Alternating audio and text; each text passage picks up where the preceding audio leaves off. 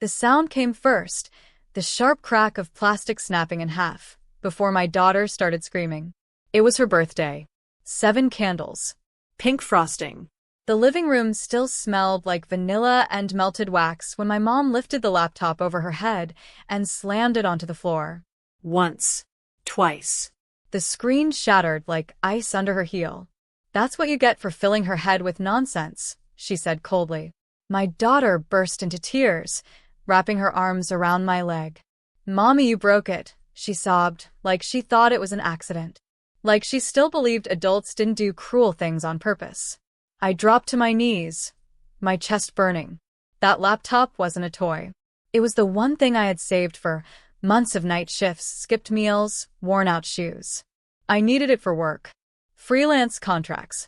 The kind of work that finally let me stop asking my parents for help. My mom knew that. "You don't need it," she said, brushing imaginary dust off her hands. "You need to focus on being a proper mother, not chasing little online jobs like a teenager." I looked around the room. The balloons sagged. The cake leaned. My daughter's birthday crown lay crooked on the couch. And no one said a word. Except Grandpa. He hadn't moved since the laptop hit the floor. He was standing by the doorway, cane in one hand, eyes locked on the broken screen. Slowly, deliberately, he bent down and picked up the shattered pieces. Then he looked at my mother. And in a voice I had never heard before, he said, "Do you have any idea what you've just done?" The room went silent. And that's when I realized this wasn't going to end the way she thought it would.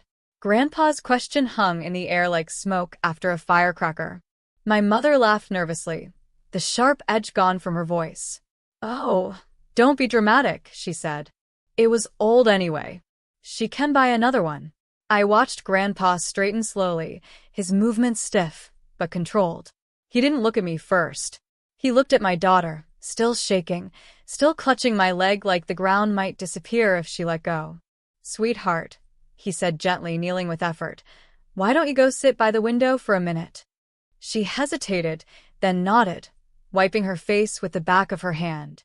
I kissed her hair and watched her shuffle away, the party forgotten. Only then did Grandpa turn back to my mother. "That laptop," he said, tapping the broken shell with his cane, "wasn't just a machine. It was her livelihood." My mom crossed her arms. "Since when is typing online a livelihood? I raised 3 kids without hiding behind a screen."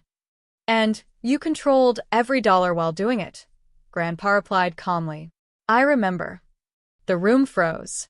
My aunt shifted uncomfortably. My dad stared at the floor. This wasn't a fight they were used to seeing. "You embarrassed her," Grandpa continued. "In front of her child. On her birthday." My mother scoffed. "I was teaching a lesson." "No," he said. "You were asserting power." He reached into his jacket pocket and pulled out his phone. Old, scratched, but very much intentional. "I've been quiet for years," he added. "But today, you crossed a line you don't get to uncross." My stomach tightened. "Grandpa, what are you doing?" He looked at me, eyes steady. "I'm fixing what I should have fixed a long time ago." And then he pressed call. The line rang once. Twice. My mother's smile faltered. "Who are you calling?" she asked, forcing a laugh that didn't quite land. Grandpa didn't answer her. He turned his body slightly, angling away, like he didn't want her voice anywhere near the call. When someone finally picked up, his tone changed, lower, sharper, stripped of warmth. "It's me," he said. "Yes. Today. I need you to hear this yourself." My mother's face tightened. "Dad, this is ridiculous. Hang up." He didn't. "I'm standing in the living room," he continued, eyes never leaving my mom. "My granddaughter's birthday. Her work laptop was destroyed. Intentionally." The word intentionally landed hard. My daughter peeked from behind the curtain, wide-eyed. I motioned for her to stay where she was. My hands were shaking now, but not from fear. From something else. Anticipation. My mother stepped forward. "You're exaggerating." "It was discipline." Grandpa raised a finger, silencing her without even looking. "There's more," he said into the phone. "This isn't the first time. It's just the loudest." He listened for a moment, then nodded. "Yes. I have receipts, photos, bank statements. My breath caught. Bank statements? He ended the call and slipped the phone back into his pocket. The room felt different, heavier, charged. My mom's confidence cracked just enough for me to see the panic underneath. You had no right, she hissed. Grandpa finally looked tired. I had every right, he said. I helped pay for this house. I watched you raise her to believe she owed you obedience. He turned to me. Hannah, he said softly, did she ever tell you why she really hated that laptop? I swallowed. Because it meant I didn't need her anymore. He nodded. And that, he said, turning back to my mother, is exactly what we're done pretending isn't abuse. My mom's voice dropped to a whisper. You wouldn't dare. Grandpa met her stare. I already did. And then there was a knock at the door.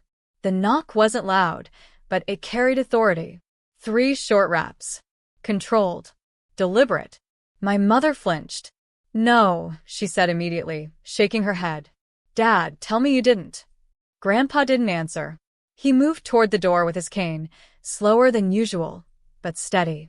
When he opened it, 2 people stood on the porch, a man in a neutral jacket holding a tablet, and a woman with a notepad tucked under her arm. Good afternoon, the man said. We're here to follow up on a report regarding property destruction and potential financial coercion. My mother's face drained of color. This is a family matter, she snapped. You can't just barge in. The woman glanced past her, eyes landing on the shattered laptop still on the floor. Actually, she said calmly, we can. My daughter whimpered from the window. I crossed the room and knelt beside her, pulling her into my arms. Her small fingers gripped my shirt. Are we in trouble? She whispered. No, baby, I said softly. You're safe. Behind us, Grandpa spoke again. There's documentation, he said. Photos, records, and witnesses. The man nodded, already typing. Ma'am, he said to my mother, we're going to need you to answer a few questions. This is insane, she laughed, high and brittle. She's overreacting. She always has. The woman looked at her sharply. Destroying work equipment in front of a child isn't discipline. It's evidence. My mother's eyes flicked to me, sharp, warning. The same look she'd used my whole life. But this time, it didn't work. Because Grandpa stepped between us and said, there's more you need to know. And he reached into his coat pocket again. Grandpa's hand trembled slightly as he pulled out a folded envelope, yellowed at the edges like it had been waiting years for daylight. He didn't give it to the officers right away. He looked at my mother first. I told myself this was none of my business, he said quietly. That you were grown. That how you treated your daughter was your choice. My mother's jaw clenched. Dad, stop. You're embarrassing yourself. He ignored her and handed the envelope to the woman with the notepad. These are copies, he said. The originals are in my safe. She opened it and her expression changed. Not dramatic, just alert. Professional. She flipped through pages. Printed emails, bank transfer logs, handwritten notes. What is that? My mother demanded. Proof, Grandpa said. Of where Hannah's money went. My breath caught. My money. Grandpa nodded once. The family account you were encouraged to use after the divorce?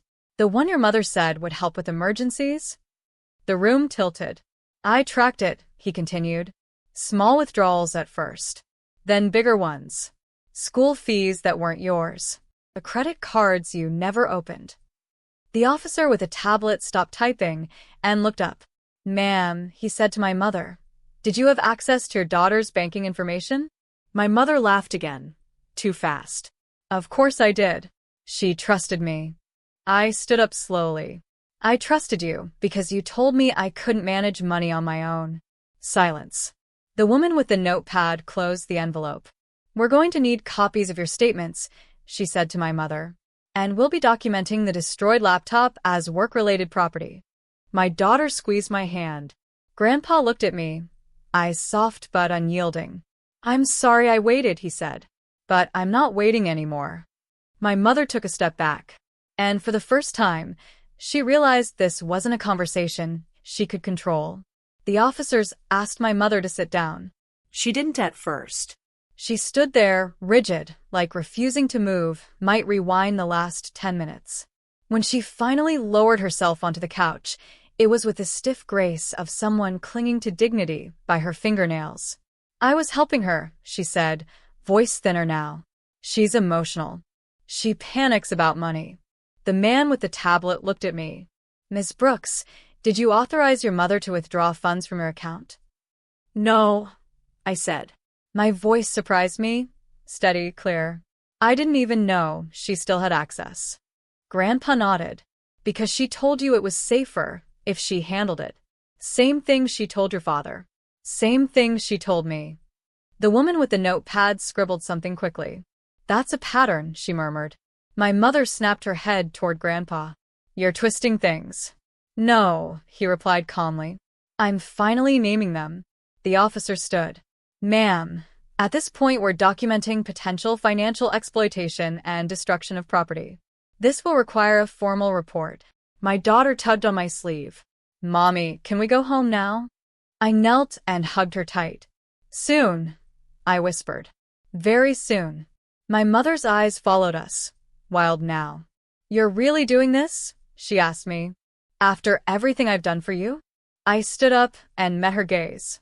"This," I said, gesturing to the broken laptop, "the officers, the papers in Grandpa's hands, is the result of what you've done to me." Grandpa tapped his cane once against the floor. "And it's not finished yet." Every eye turned to him, because he was already reaching for the final document. Grandpa unfolded the document with care, smoothing it against the table like it mattered how it was treated. My mother leaned forward despite herself, eyes darting across the page, as if she could read it from there. "What is that?" she demanded. Grandpa didn't answer her. He handed it directly to the officer. "That," he said, "is the trust agreement." The word hit the room like a dropped plate. "A trust?" I whispered. He nodded. "Your grandmother set it up when you were born. Education, housing, emergency support. She named me as the overseer if anything ever happened to your father." My mother shot to her feet. "That money was for family," she snapped. "I used it to keep things together." The officer's eyes narrowed as he scanned the page. "Ma'am, this document clearly states the funds were designated solely for Hannah Brooks." Grandpa's voice didn't rise. It didn't need to. "And it also shows withdrawals authorized after your grandmother's death. Withdrawals you were never entitled to make." My legs felt weak. "How much?" I asked. Grandpa exhaled slowly. "Enough to pay for that laptop 10 times over. Enough to give you breathing room for years." The room spun. The woman with the notepad closed her book. "We'll be adding this to the report," she said. "This constitutes misuse of trust funds." My mother's face collapsed in on itself. "You're ruining this family," she whispered. Grandpa looked at her, tired and resolute. "No," he said. "I'm stopping you from ruining another generation." The officer gestured toward the door. "Ma'am, we'll need you to come with us to answer further questions." My mother looked at me one last time. And for once, she had nothing left to say. The front door closed behind them with a soft, final click. No shouting. No dramatic exit. Just the quiet sound of consequences catching up. My daughter climbed onto my lap, her small hand resting against my chest. "Is Grandma mad at me?" she asked, eyes wide and uncertain. "No, sweetheart," I said, brushing her hair back. "None of this was your fault." Grandpa lowered himself into the armchair across from us, suddenly looking every one of his years. The officers had gone. The house felt hollow, like it was exhaling after holding its breath for decades. "I should have protected you sooner," he said. I mistook silence for peace. "You protected us today," I replied. And I meant it. 2 weeks later, I signed the paperwork to recover what was left of the trust. Not all of it was salvageable, but enough to rebuild. Enough to replace the laptop. Enough to breathe. I didn't tell my daughter where the money came from. She didn't need to know the cost. I bought a new laptop, nothing flashy, just reliable. On the first day I opened it, my daughter sat beside me, drawing pictures while I worked. The glow of the screen felt different this time. It wasn't something to be taken. It was something I owned. That night, Grandpa stayed for cake. We lit 7 candles again. This time, no one raised their voice. No one broke anything. As my daughter blew them out, Grandpa squeezed my hand and smiled. "Freedom," he said quietly, "looks good on you." I looked around my small, imperfect life and realized he was right.